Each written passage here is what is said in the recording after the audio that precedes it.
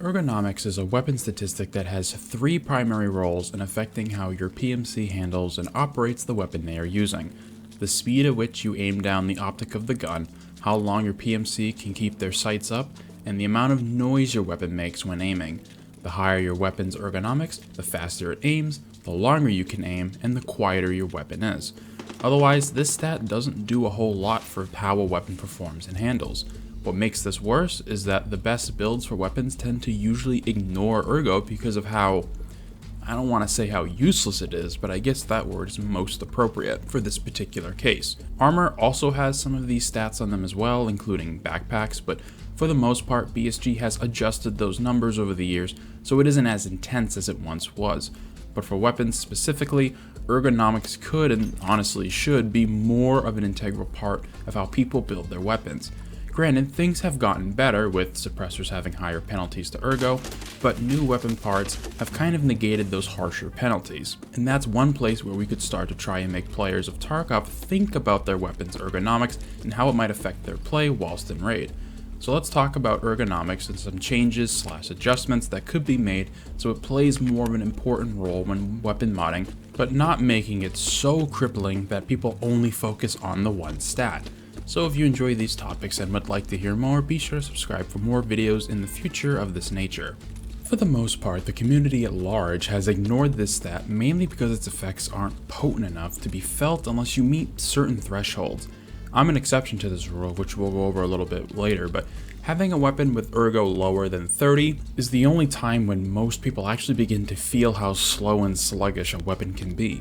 Otherwise, it's largely ignored because of the speed, sound, and length of a time a weapon can be aimed down is usually long enough that having ergo sitting anywhere between 35 and 50 will usually do the job. Speed being the first hurdle we'll tackle. In short, ergonomics should have more of an impact on how fast your weapon can be aimed, and it should scale linearly all the way up to 99 ergo, realistically. Now, it's very rare and honestly difficult to run a weapon with more than 90 ergo. There are some weapons that can be used, the Stim 9, the TX-15, the short SAG AK, and a few others because their base ergo stat is so ludicrously high. But on the opposite end, you get enough ergo and that weapon doesn't feel like it gets any faster. I would say after about 70 you get very harsh diminishing returns on your speed. So it would be really cool to see your aiming speed get faster every 10 or so ergonomics that you give a weapon. And having numbers below, let's say 30 as an example, hurts your weapon speed enough to shy people away from having guns with long barrels, full recoil attachments, and high capacity magazines, making people think about what they want to run and maybe using a buttstock that focuses more on ergo instead of recoil. It still allows for freedom of expression with weapon builds, but also gently suggests that, hey, maybe one of these parts should be an ergo-centric one. But speed isn't the only effect ergonomics has on a weapon. Weapon sound has always been kind of hated by the community, and it makes sense why. It doesn't allow you to be sneaky in situations where you might want to be. And guns in general just don't make as much noise in real life as they do in game. Maybe something like the PKM or an RPD could be an exception to this rule, but an MP5 SD should never be this loud. There is an argument to be had that it's for game balance, as not being able to hear enemy weapons being aimed down could make it harder to suss out where people might be. And while that might be true, the hearing radius should be meters in the single digits, as in you're in a room at dorms and the person you're trying to hear is in the next room over. Anything more than that and, well, we have the game we're currently playing. And as much as I would honestly love it for low ergo weapons to be stupid loud, it just doesn't really make sense. Worst case is, with any changes to ergonomics, what we have now is the loudest they can get, below our arbitrary example of 30 ergo.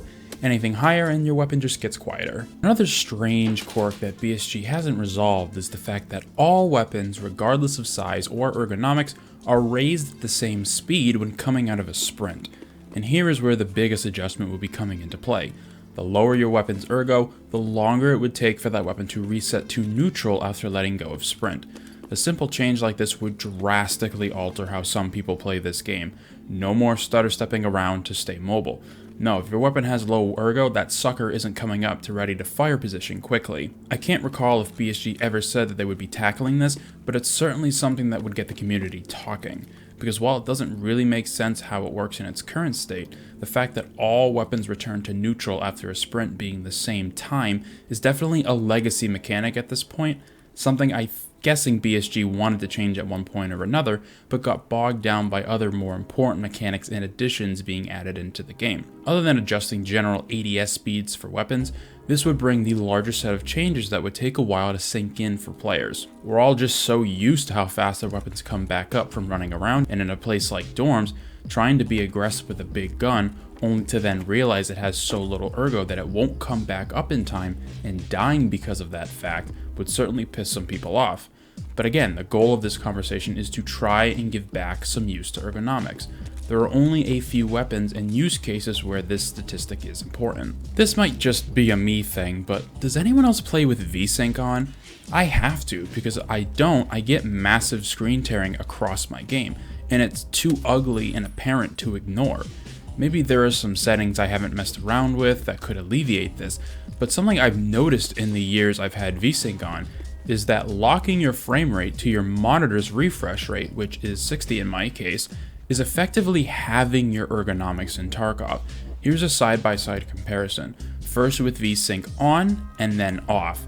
I don't know if the recording's gonna pick up the difference, but weapons for me under 40 ergo feel so sluggish and slow to aim down, and it has absolutely got me killed in the past. But I wanted to just mention this because it's something I've only noticed in Tarkov. No other FPS game has this weird ADS speed quirk. And again, maybe there are some settings I can adjust to make the tearing not as bad, but even then the game doesn't look as smooth because the frame rate's all over the place instead of being locked at 60. So maybe I won't end up turning it off because the game is smoother, but man, that unintentional ergonomics quirk really sucks sometimes. And I wonder if anyone else has had this issue, so if you have, let me know down in the comments. Ergonomics is kind of a slept-on stat in Tarkov, and I mean that in the sense that the game doesn't utilize it more. There needs to be more of an emphasis on it and how it affects your weapon speeds and overall feeling. More is good. The weapon's snappier, it doesn't take as long to aim, it's not as loud, you get the idea. And of course, the opposite is true for low ergonomic weapons. My hope is that BSG eventually leans into ergo and makes players think twice about the weapons they build and honestly just use. Some are better suited for certain situations, and it would be nice if we didn't always see the same weapons built the same ways. Let's get some more variety into the game, shall we?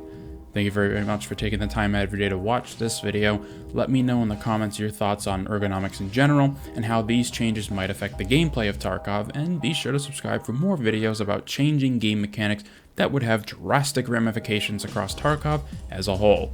I hope to see you in future ones.